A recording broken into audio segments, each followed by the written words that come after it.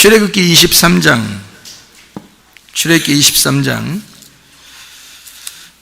14절 말씀입니다. 출애굽기 23장 14절 말씀.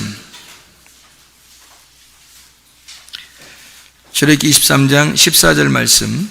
너는 매년 3번 내게 절기를 지킬지니라. 이렇게 되어 있습니다. 매년 3번 절기를 지켜라.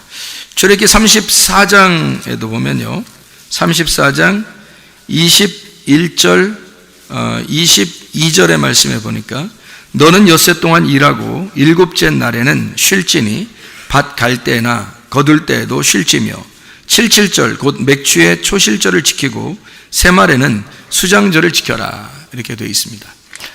3번의 절기를 지켜라 라는 말이 여기에 나와 있는 얘기인데요, 3번의 절기를 지켜라. 첫 번째는 무교절을 지켜라 라는 얘기고, 두 번째는 맥추절, 그러니까 77절이라고 하는 오순절을 지켜라는 얘기고요, 세 번째는 수장절이라고 하는 초막절을 지켜라. 이제 그런 말씀이 되겠습니다.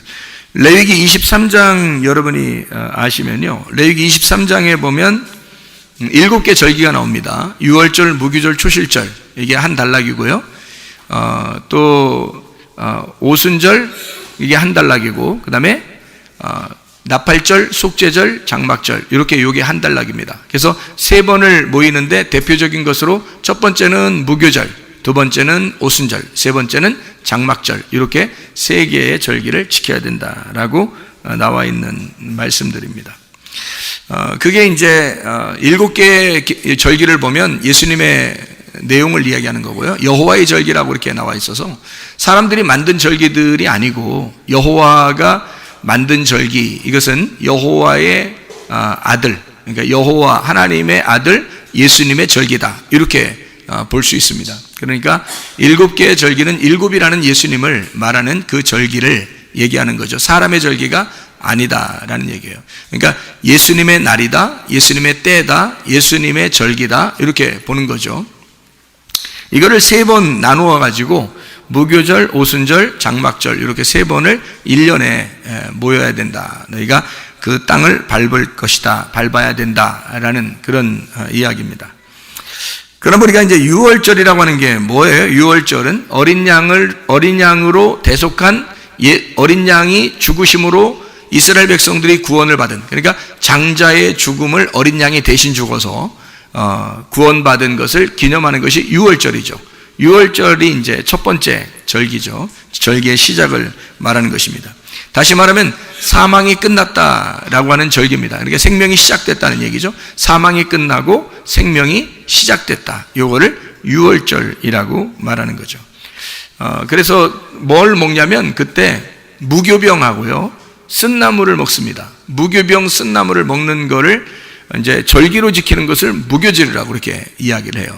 그러니까 무교절이라고 하는 건 죄가 사라진, 그 율법의 정죄가 없어진, 죄에 없어진 상태, 요거를 무교병, 무교절이라고 해요. 그러니까 누룩이 없어진 상태죠. 사망이 끝나고 죄가 없어졌다라는 그런 얘기고, 진리의 말씀이라고 하는 무교병, 누룩이 섞이지 않은 빵을 먹는 날이다. 그러니까 진리로 먹는 날이다라는 그런 이야기입니다. 무교병이라고 하는 것은 유교병이라는 말하고 좀 비교하려고 무교병이라는 걸 썼거든요, 성경에. 그러니까 무교병이라고 하는 건 반대로 누룩이 있는 것에 반대를 쓰려고 한 거예요. 그러면 무교병이라는 건 뭐겠어요? 무교병이라는 건 이제 유교병의 반대죠. 그러니까 유교병과 무교병을 나누어서 쓴 내용이거든요. 그러면 이게 이제 처음에는 유교병, 이제 나중에는 무교병, 이렇게 이제 나누어서 한번 봐봐요. 에베소서 5장 18절에도 너희가 술 취하지 말라, 이는 방탕한 것이니 누구든 이제 성령의 충만을 받으라, 그렇게 말하죠. 그러니까 술 취하지 말라는 거하고 성령의 충만을 받으라는 것에 나누어지는 내용이잖아요, 그죠? 그러니까 유교병과 무교병에 나누어진 내용이거든요. 그럼 무교병이라고 하는 것은 뭘 얘기하려고 그러는 거냐면 진리의 말씀을 얘기하는 거겠죠. 그러면 유교병은요, 진리의 말씀이 아닌 말씀들을 얘기하는 거예요. 그게 유교병의 말씀이죠. 그죠? 그러면 그 유교병을 뭐라고 그러면 이제 누룩이 섞였다, 그러니까 이게 취한다, 그러니까 묵은 포도주다, 이렇게 말하는 거고요. 무교병이라고 하는 것은 새 포도주다. 그러니까 우리가 묵은 포도주를 먹는 게 아니라 새 포도주를 먹는 사람이 되었다. 그런 이야기를 하는 거죠. 다시 말하면 그냥 예배를 드리는 게 아니라, 바리새인들의 예배를 드리는 게 아니라, 그냥 예배를 거듭나지 못한 사람들의 예배를 드리는 게 아니라 거듭난 사람의 예배를 하나님이 받으신다. 이게 무교절이에요. 다시 말하면 유월절을 지난 사람들의 예배, 유월절이 지난 사람들의 예배란 말이에요. 그러니까 누룩이 섞이지 아니한 예배, 영과 진리의 예배, 영 안에서의 예배, 진리 안에서의 예배를 말하는 겁니다. 그러니까 누룩이 섞이지 않아야 된다는 얘기예요. 여러분이 여기에 예배를 드리고 있다면은 어떤 예배를 드려야 되냐면, 여러분은 누룩이 섞이지 않은 예배를 드려야 합니다. 다시 말하면 말씀도 누룩이 섞이지 않은 말씀이 나가야 되고, 여러분도 누룩이 섞이지 않은 말씀을 들으셔야 됩니다. 그렇게 예배를 드리는 것을 영과 진리의 예배다, 영 안에서의 진리의 예배다, 진리 안에서의 영의 예배다, 이렇게 볼 수가 있는 거죠. 그러니까 유교병과 무교병에 대한 이런 차이예요. 다시 말하면 우리는 술 취하지 말아야 되고 성령의 충만으로 예배를 드려야 된다. 이게 무교병을 먹는 무교절이다. 어떤 사람이 그렇게 될 수 있다고요? 유월절이 지난 사람, 유월절이 지난 사람이 무교절을 드릴 수가 있다. 그 무교절이 예배거든요. 첫날부터 일곱째 날까지 그게 절기예요.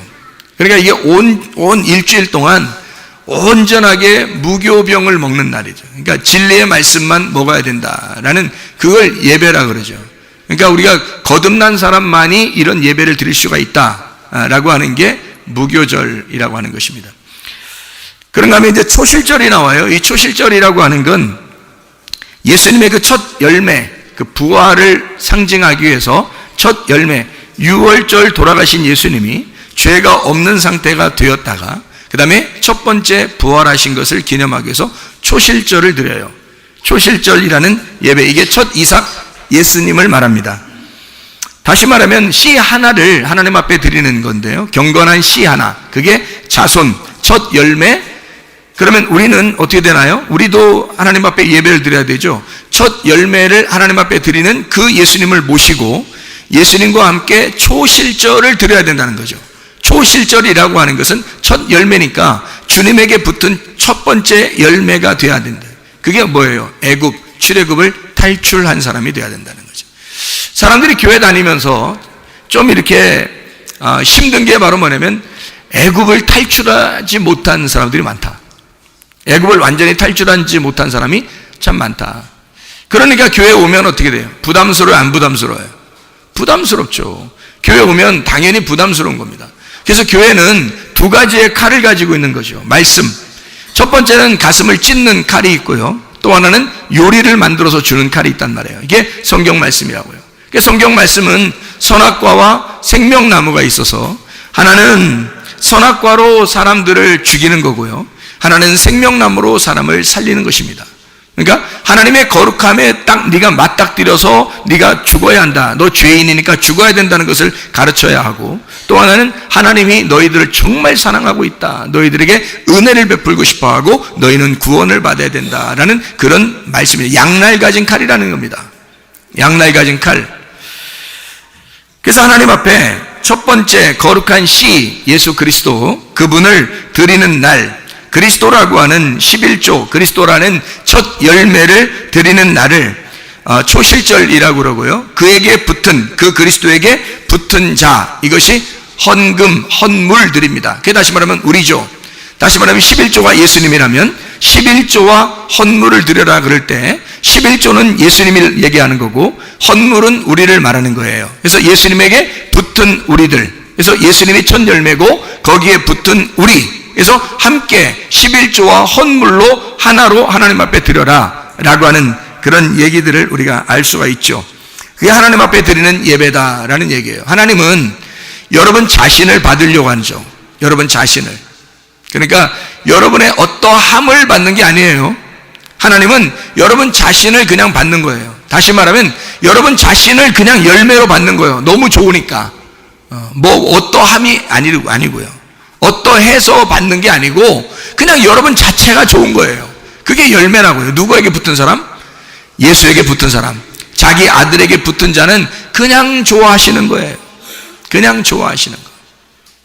자, 유월절, 무교절, 초실절 이걸 다 하나란 말이에요. 그래서 이게 무교절로 지켜라. 이게 한 달락입니다. 두 번째 지키라고 하는 게 맥추절이에요. 맥추절. 우리가 그 교회 같은 데서 이렇게 지내는 게 뭐 예수님의 탄생도 기념하고요. 그죠? 사람들이 또 부활도 기념하고요. 그리고 또 맥추감사도 기념하고 그리고 추수감사도 기념합니다. 이렇게 사람들이 큰 행사라고 하면 아마 이런 행사들일 거예요. 그죠? 근데 행사가 행사로 끝나면 안 된다. 이건 뭘 우리에게 가르쳐 주려고 하는 것인데 행사가 행사로 끝나면 안 된다. 이런 얘기예요.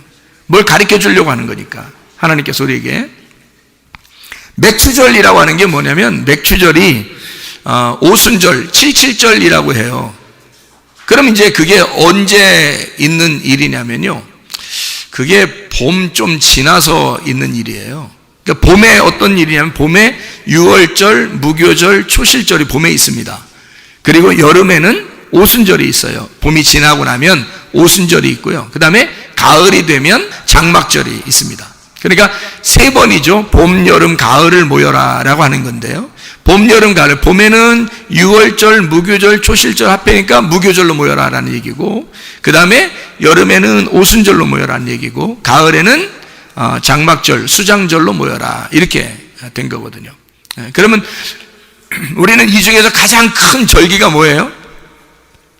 다 똑같아요. 똑같은 절기죠.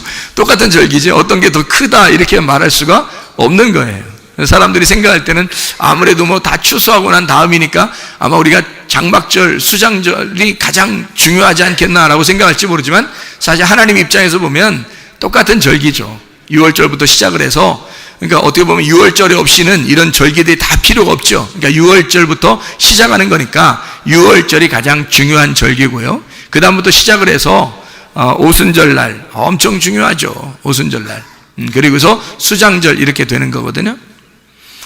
그럼 이제 여러분 오순절, 맥추절이라고 하는 오순절, 칠칠절이라고 하는 게 뭐냐? 우리한테 어느 날이냐 이게 굉장히 중요한 날인 것 같은데 뭐가 그렇게 중요하냐라고 생각할지 몰라요.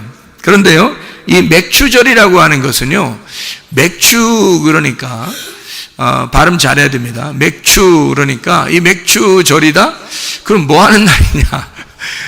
보리, 쌀보리 할 때 보리, 이건가 보다. 이렇게 생각할지 모르지만, 뭐, 우리나라 같은 경우는 이제 보리 수확 같은 거 생각할 수 있죠. 그런데, 원래 맥추절이라고 하는 건요, 이 추수를 말합니다. 추수. 그러니까, 추수하는 절기다라는 얘기예요. 그러면, 가을도 추수하는 거고, 여름도 추수하는 거고, 다 추수네요. 그럼 보세요. 6월절, 무교절, 초실절은 추수 안 하나요? 그것도 추수예요. 그러니까 초실절도 추수고요, 맥추절도 추수고요, 초막절도 추수란 말이에요. 그러니까 다 추수예요.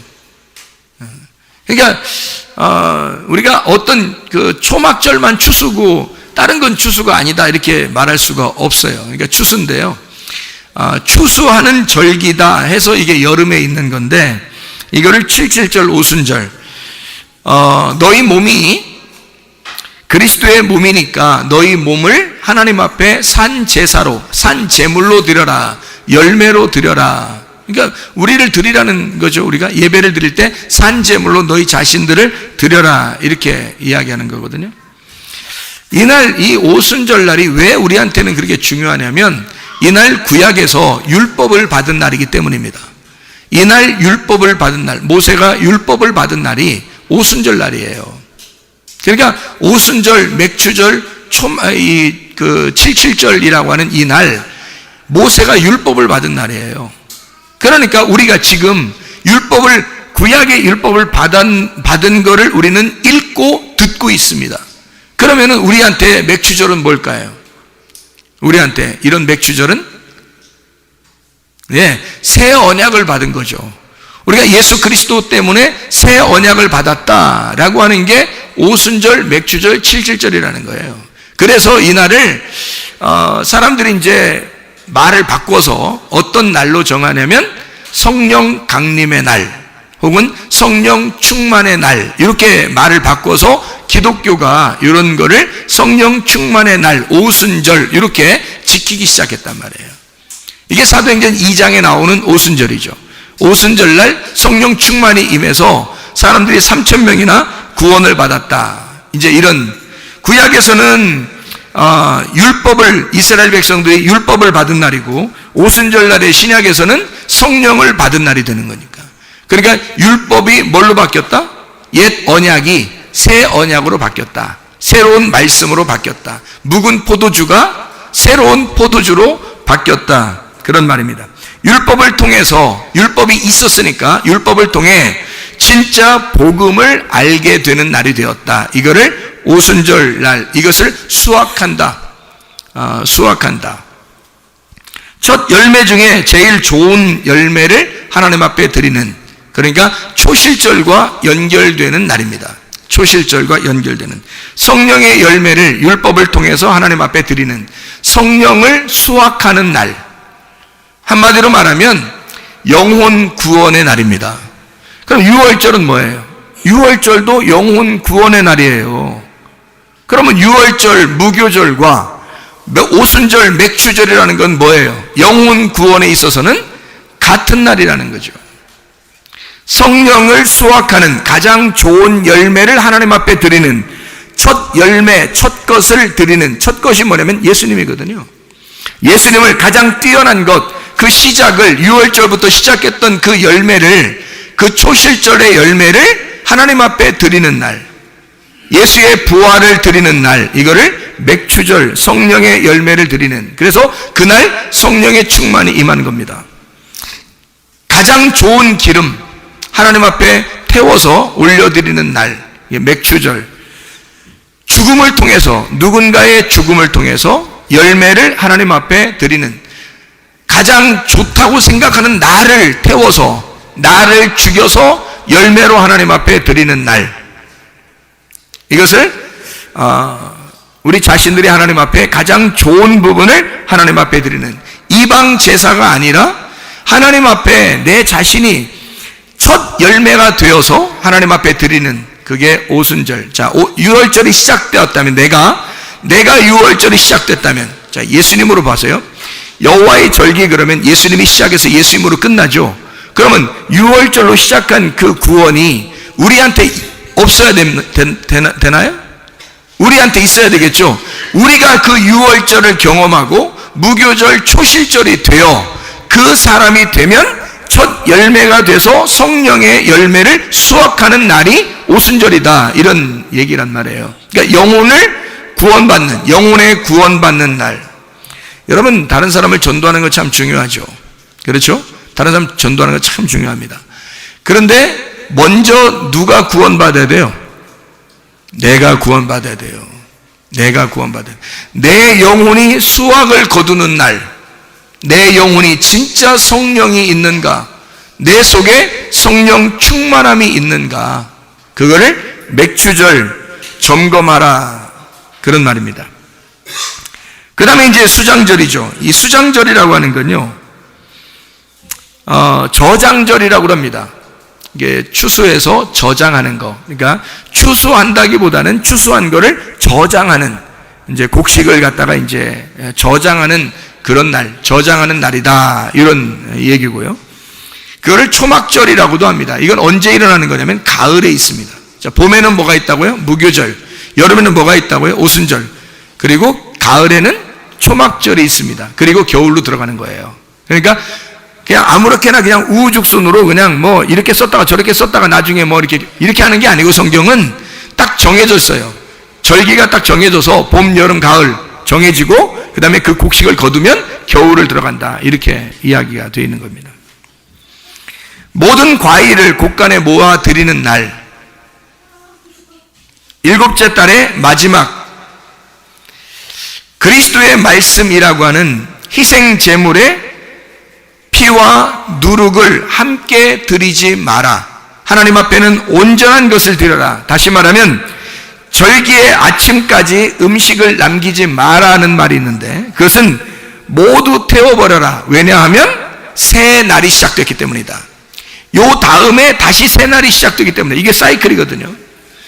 봄, 여름, 가을, 그 다음에 겨울 돌아가고 다시 봄, 여름, 가을 이렇게 사이클이 돌아가요. 그러면 여러분 우리는 여호와의 절기가 봄으로부터 시작해서 가을에 끝나고 그 다음에 겨울이라는 안식에 들어갑니다. 여러분은 여러분의 영혼이 안식에 들어가는 그 안식을 기다리는 사람들이에요. 가을 때쯤 되면 우리가 겨울이라는 안식을 기다리는 사람들이 돼야 되겠죠. 내 영혼은 정말 안식할 수 있는가? 내 영혼은 완전히 구원받은 사람인가? 영혼의 추수가 이루어졌는가? 내 영혼의 추수가 이루어져 있는가? 아니 다른 사람 전도하려고 노력하는 게 문제가 아니라 내 영혼을 추수할 준비가 되어 있는가? 하나님은 내 영혼을 진짜 추수할 분이신가? 내 영혼은 정말 추수할 준비가 됐는가? 주님이 우리를 추수하실 때 여러분 영혼들을 다 추수할 준비가 되었는가 하는 말입니다. 여러분은 준비되셨습니까? 진정한 회개를 하고 다시 말하면 출애굽부터 시작하는 거거든요. 절기는 출애굽부터 시작을 해요. 애굽을 탈출하면서부터 시작이 되는 겁니다. 여러분 세상과 이게 연합이 돼가지고는요 하나님의 절기를 시작할 수가 없습니다. 세상과 구별된 다음부터 절기가 시작되는 거예요. 여러분과 제가 진짜 하나님 안에서 준비된 사람들인가? 영혼은 정말 추수될 준비가 됐는가? 우리가 늘 점검해 봐야 되지 않겠나 이런 생각이 들어요. 진짜 회개하셨는가? 옛날의 나와 지금의 나는 완전히 다른가? 옛날에 욕심부리던 나와 욕심부리지 않는 지금의 나인가? 옛날에 화를 내던 나에서 지금 화를 내지 않는 나인가? 이건 뭐 겉으로 보는 얘기들이고요. 하나님의 말씀을 진리로 깨닫지 못하던 나에서 진리로 깨닫고 있는 나인가? 지금 하나님의 진리의 말씀으로만 예배 드리고 있는가? 우리는 영과 진리 안에서 예배 드리는 자인가? 진짜 하나님 앞에 영혼이 추수되는 몸이 구원받고 영이 구원받는 영혼의 추수가 이루어지는 감사가 내 속에서 있는가 하는 것입니다. 절기가 됐기 때문에 그냥 뭐 절기 이렇게 지키고 사람들이 그러는 게 아니라 진짜 나는 영혼의 추수가 된 감사가 우리의 속에 있는가? 우리의 가정에는 진짜 영혼의 감사가 있는가? 영혼의 추수 때문에 감사가 있는가 하는 얘기입니다.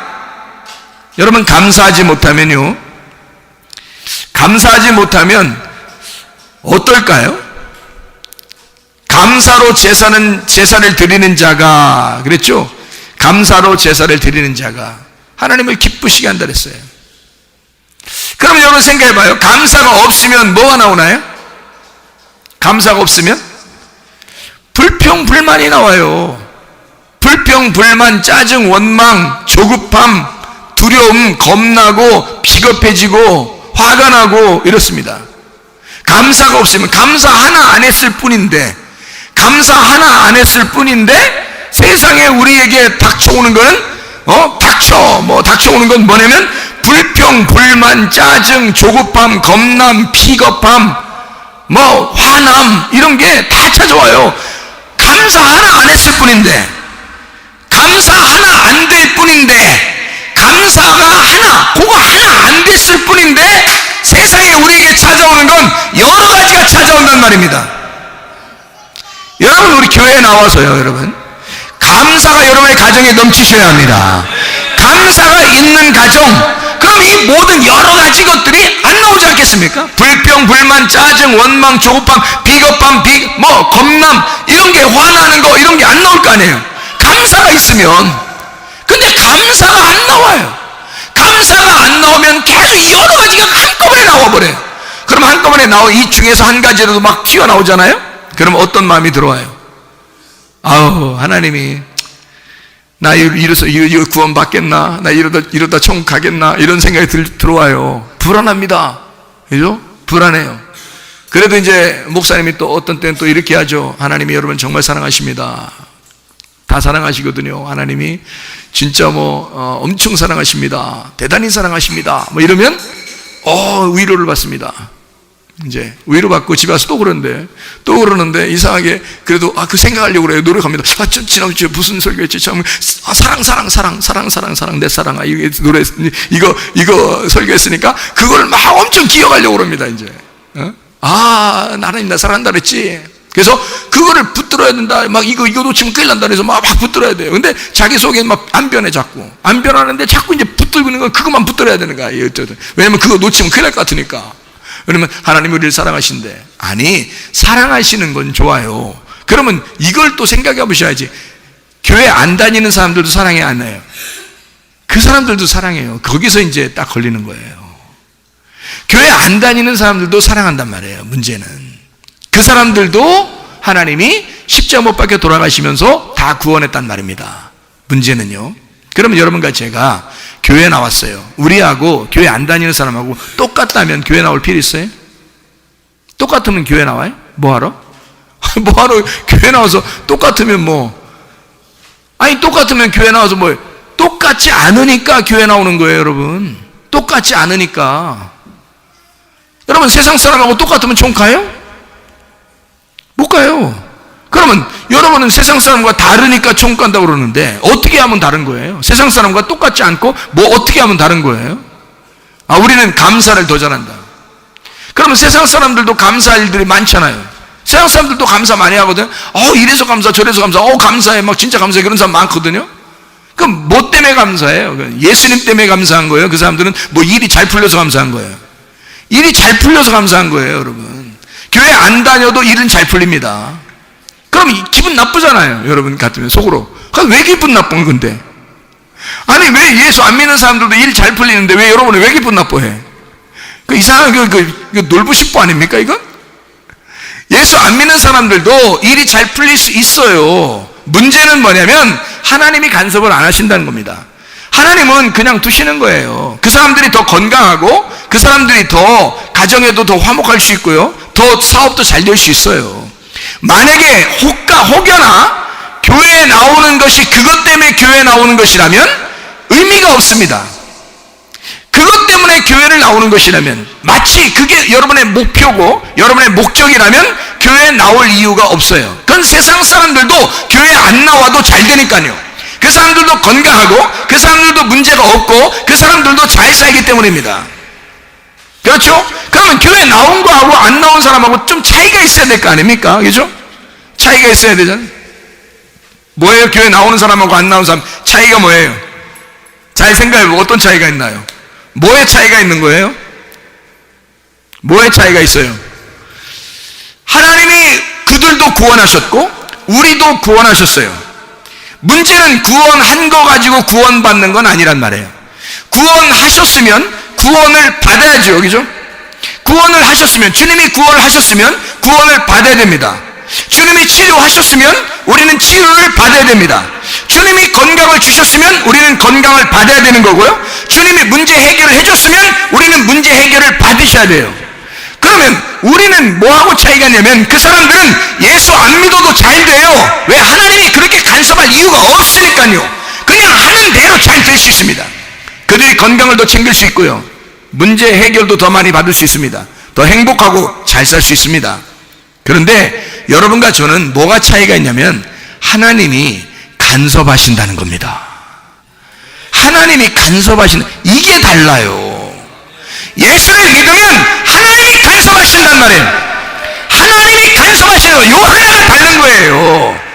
다른 사람들하고 뭐가 다르냐? 하나님이 간섭하시는 게 달라요. 하나님이 그렇게 우리 가슴을 찢어내요. 그것도 하나님의 사랑이란 말입니다. 하나님은 양날에 가진 칼을 가지고 있다고 그랬죠. 칼이 두 개라니까요. 하나는 우리 가슴을 찢어내는 칼, 하나는 우리에게 요리를 해주는 칼이란 말이죠. 반드시 여러분, 하나님이 우리를 간섭하셔요. 하나님이 나를 간섭하시는 것, 하나님 사랑하시는 겁니다. 여러분, 아브라함 보세요. 아브라함이 창세기 12장에 아브라함을 부를 때 그 전에 아브라함의 생활은 어땠어요? 아무도 몰라요. 아브라함이 어땠는지는 아무도 몰라. 그때 우상을 숭배하던 집안이었습니다. 아브라함이. 그렇죠? 우상을 숭배하는 집안이었는데 그 사람들이 그냥 거기서 잘 살고 있었는지 우리는 아무도 몰라요. 거기에 대해서는 내용이 하나도 안 써 있어요. 창세기 12장 전에 아브라함에 대한 이야기가 하나도 써 있지 않는다고요. 그런데 창세기 12장을 시작하면서 하나님이 이 사람을 불러요. 아브라함을 불렀는데 부를 때부터 하나님이 간섭하기 시작합니다. 창세기 12장부터 창세기 24장까지 계속 아브라함을 따라다니십니다. 계속 아브라함을 따라다녀. 그리고 하이라이트가 나와요. 처음에는 아브라함이 실수했어요. 아브라함을 하나님이 불렀는데도요, 실수합니다. 그리고 자기 부인도 팔아먹어요. 2번씩이나. 그리고 하갈이라는 여자를 얻어서 아들도 낳아요. 제가 토요일날도 얘기했는데 참 이게 희한한 얘기야. 하갈을 통해서 이스마엘을 낳잖아요. 그리고 사라를 통해서 이삭을 낳잖아요. 그러면 이 둘이 지금까지 싸워요. 지금까지. 예? 나라 민족이 돼가지고 지금까지 싸워. 이거를 아브라함이 지금 살아나가지고 자기 자손들이 그렇게 싸우고 있다는 것을 보면 어떻게 될까요? 둘 다 자기 자손인데, 그러면 아브라함이 이걸 보고서 다시 다 이제 무너뜨리고 없애버리고 처음으로 창세기 12장으로 돌아가서 다시 아기를 낳아. 그러면 이스마엘 낳았어 안 낳았어요? 이스마엘 낳겠어 안 낳았어? 안 나지. 그런데 성경이 이게 낳았단 말이에요. 이미 낳고 그 민족들이 다 이루어졌고 이미 생활을 하고 있어요. 그러니까 아브라함이 얼마나 실수가 많은 사람인지 알 수 있죠, 여러분. 실수가 많은 사람이에요. 그래도 하나님이 어떻게 해요? 간섭하시는. 너 실수 많이 하는데 그때마다 계속 따라다니면서 간섭합니다. 하갈 이스마엘 낳았을 때 13년 동안 하나님이 삐졌어요. 하나님이 삐져가지고 이스마엘 낳고 난 다음에 13년 동안 안 나타나요. 여러분, 삐지는 건 왜 삐지죠? 삐질 때 여러분 남편한테 삐지고 아내한테 삐지고 뭐 삐져요. 왜 삐져요? 왜 삐져요? 예? 싫어하는데 삐져요? 그러니까 기대하니까. 싫어하는데 삐지지 않습니다. 기대하니까 삐져. 왜 기대하는 거예요? 내 남편이고 내 아내니까 나한테 이렇게 해줘야 될 텐데, 이런 기대를 가지고 있단 말이에요. 그런 기대심은 포기하세요. 그래야 삐지질 않는 거야. 문제는 삐지면 괜히 자기만 화나니까 괜히 죄를 짓는 거예요. 그러니까 차라리 삐지지 않으려면 어떻게 해야 된다? 기대하지 말자. 하나님이 아브라함한테 부르고 난 다음에, 아브라함을 부르고 난 다음에 기대를 했단 말이에요. 기대하니까 아브라함이 실수투성인 거야. 아브라함이 이스마엘을 낳아버린 거예요. 하나님이 거기서 나 삐짐 했단 말이에요. 그래서 13년 동안 삐져 있었어요. 우리 같으면 여러분, 보통 남편과 아내가 삐져서 13년 가요? 그렇지 않거든요. 하나님은 우리보다 더 잘 삐지신다는 거, 이게 성경에 나와 있다는 거. 13년을 삐져 있다는 거. 하나님이 13년 삐졌다가 13년 만에 나타나서 그것도 기억을 해낸다는 거. 그냥 안 지나간다는 거. 네. 그럼 여러분이 하나님 진짜 쪼잔하게 진짜 너무해. 진짜 우리 같으면 한 달이면 다 그 기억도 안 날 건데, 그냥 하나님은 끝까지 그냥 쫓아 13년 동안 삐진 다음에 14년 만에 나타나서 세상에 그걸 또 기억해내. 기억해서 어떻게? 야야야 잘러 이런단 말이에요. 잘러. 이게 막 화가 난 거야. 삐진 거야. 자기 삐져서 13년이 지나고 난 다음에서도 만나서 뭐라고 그러면 잘러. 그러니 얼마나 이 하나님이 끝까지 추격하시는 거죠. 끝까지 추격합니다. 그렇죠? 하나님이 그렇게 끝까지 추격하시다가 그 아브라함을 할례하고 난 다음에 다시 이삭을 주신단 말이에요. 이삭을. 실수는 누가 한 거예요? 아브라함이 한 거예요. 근데 하나님은 누구를 주시는 거야? 이삭이라고 하는 진짜 웃음을 주는 거예요. 야, 나는 이삭으로 인하여 진짜 웃고 싶어. 너희의 가정에 진짜 웃는 거 주고 싶어. 이런 거죠. 율법 말고 복음으로 웃게 하고 싶어. 진리로 웃게 하고 싶어. 그 말이에요. 네. 자, 그런가 하면 다윗, 지난번에 한번 얘기했죠. 다윗 밧세바하고 죄를 지었더니 아기가 임신되니까 그 아기를 어떻게 했어요? 죽여버립니다. 네가 죄진 거는 용납할 수가 없어. 아니, 그 속에 태어난 아기가 죄 졌어요? 아기가 생기면서 막 죄 짓고 막 뱃속에서 돌아다니나? 죄 지면서? 그렇지 않잖아요. 근데 하나님이 죽이신 거예요. 하나님이 죽이고 난 다음에 하나님은 또 아들을 또 하나 주셔요. 그게 누구예요? 솔로몬. 솔로몬이 뭘까요? 평화, 화평, 연결, 결합이라는 단어입니다. 내가 너하고 다시 화합할 거야. 그러니까 하나님이 삐지고 하나님이 화내시고 하나님이 막 혼내시고 그리고 나서 화해하는 것도 누가? 하나님이 하신단 말이에요. 인간들이 죄를 지었을 때 찾아오시는 분이 누구냐면 하나님이셔요. 하나님이 찾아와서 내가 너하고 화해하고 싶다. 내가 너하고 다시 평화하고 싶다. 다시 결합하고 싶다라는 말입니다. 하나님은 그런 사랑의 하나님이셔요. 이런 사랑의 하나님이다라는 것을 우리가 깨닫고, 자, 우리를 다 구원하셨어요. 인간을 다 인류를 다 구원하셨는데 문제는 그 하나님을 내가 받아들이느냐 하는 거예요. 그 받아들이느냐 하는 것이 믿음입니다. 그걸 믿는다라고 그래요. 그 믿음을 믿는다. 하나님이 우리에게 역사하신 것을 내가 믿는다 하는 거죠. 하나님이 나를 사랑하신다라는 걸 내가 믿는다라는 거고, 하나님이 나를 구원하신다는 걸 믿는다는 것입니다. 그러면 여러분, 하나님이 무조건 우리가 잘못할 때도 너 사랑해 잘했어 하지 않습니다. 여러분 성경을 보면 알잖아요. 하나님은 잘했어가 아니라 네가 회개하기를 원하신단 말이에요. 회개하기를 주님이 그토록 기다려 끝까지 회개하기를 기다리신단 말이에요. 하나님은 그냥 넘어가시질 않는다고요. 여러분, 그냥 넘어가신다고 생각하니까 사람들이 다 한 번 구원받으면 다 구원받은 거야, 끝까지 천국 가는 거야, 그런 얘기만 하죠. 우리가 그 얘기를 했죠. 한 번 구원받으면 끝까지 천국 갈 때까지 하나님 우리를 놓지 않으신다. 이거 분명한 사실입니다. 그게 여호수아와 갈렙이라고요. 여호수아와 갈렙같이 믿음을 가진 사람은 끝까지 같이 가신다는 겁니다. 그런데 광야에서 멸망받을 사람들은 그렇지 않아요. 그 사람들도 애굽에서 구원받은 사람들입니다. 애굽을 탈출한 사람들, 똑같이 유월절을 지난 사람들이에요. 어린 양의 피가 그들을 구원한 사람들입니다. 이 사람들이 똑같이 같이 출발했다고요. 근데 광야에서 멸망받았다고요. 이 사람들은 뭡니까? 그럼 한 번 구원이 영원의 구원이 아니에요. 이 사람들은 한 번 구원이 끝까지 가는 게 아니라, 이 사람들에게서는 인간의 입장에서 볼 때는 끝까지 가는 게 아니라 날마다 구원이 있어야 된단 말이에요. 날마다. 한 번 구원받으면 끝난 게 아니라 날마다 여러분 안에 영혼의 추수가 있느냐 하는 것입니다.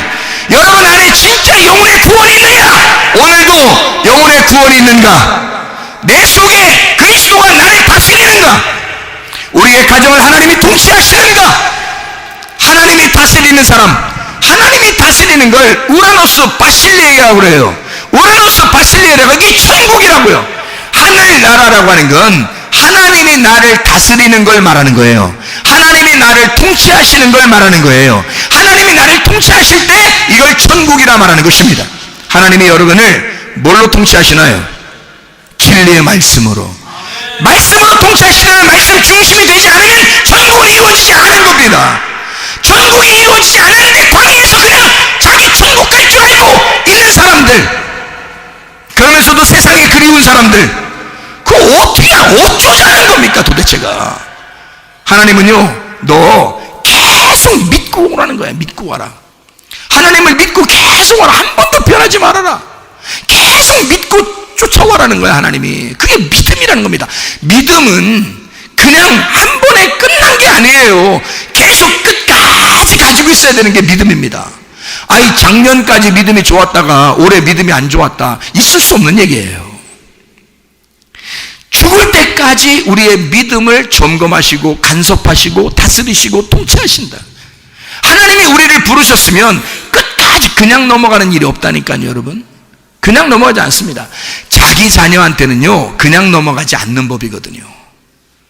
그래도 난 널 사랑해, 이건 방치하는 거지 자유가 아니죠. 그건 사랑이 아니라, 사랑이라는 거하고 방치하는 거하고 달라요, 여러분. 사랑은 간섭입니다. 왜 엄마, 아빠, 왜 날 간섭해요? 하지만 나중에 커보면 알아요. 그게 사랑하는 것인 거를 나중에 알게 되죠.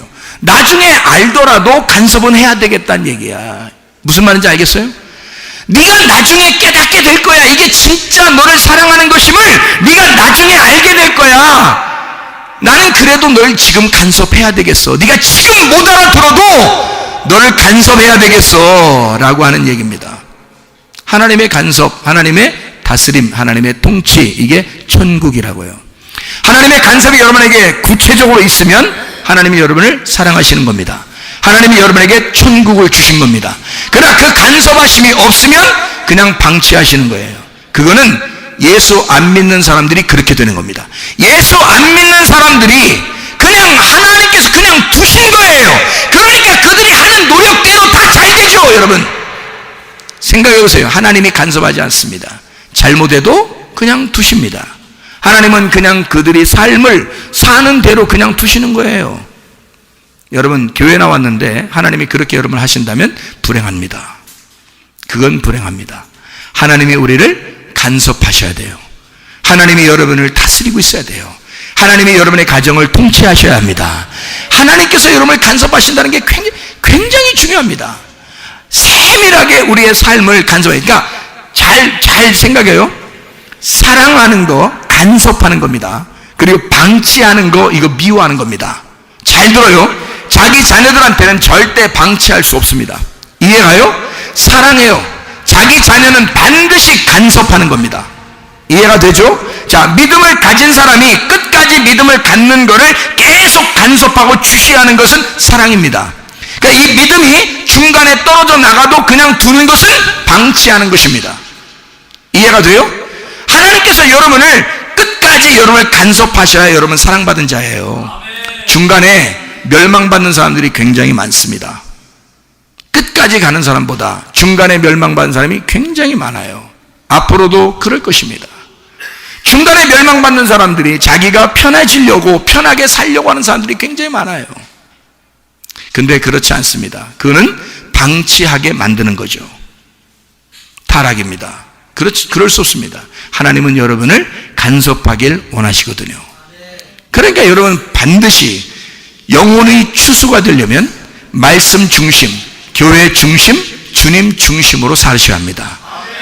반드시 여러분이 어디 있든지 항상 이걸 생각해야 돼요. 하나님이 나를 추수하길 원하신다. 내 영혼을, 우리 가정의 영혼을 추수하길 원하신다. 그러면 반드시 우리를 세 가지로 인도하실 것이다. 주님 중심, 말씀 중심, 교회 중심으로 인도할 것이다. 이것은 죽을 때까지 하나님이 간섭하시는 방법입니다. 하나님이 우리를 사랑하시는 그 방법입니다. 하나님이 끝까지 우리를 사랑하시고 결심한 사람들, 이런 사람들은 이렇게 살 수밖에 없는 사람들이다. 우리 한번 기도하겠습니다. 하나님 앞에, 주님, 그리스도 예수 안에서 구원받은 내가 하나님의 그 수확하는 하나님의 내 영혼을 주님께서 추수하기를 원하시고 그 영혼을 하나님의 교회에 저장시키기를 원하시는 하나님, 우리의 내 영혼이, 우리의 가정의 영혼이 하나님 앞에 추수가 되기 위하여 하나님의 간섭하심을 받기를 원합니다. 하나님의 통치를 받기를 원합니다. 우리의 가정을 주님이 다스려 주시고 간섭해 주시옵소서. 기도합니다. 주여, 우리 하나님 아버지 사랑과 은혜를 감사를 드립니다. 하나님이 우리의 가정을 간섭해 주시고 우리의 교회를 주님이 간섭해 주시고 하나님의 나라의 통치가, 하나님 나라의 다스림이 우리에게 있게 도와 주시옵소서. 주님이 늘 우리와 함께 동행하시고 임마누엘 되신 우리 하나님과 동행하다가 주님 만나게 도와 주시옵소서. 예수 그리스도 존귀하신 이름 받들어 기도 올리옵나이다.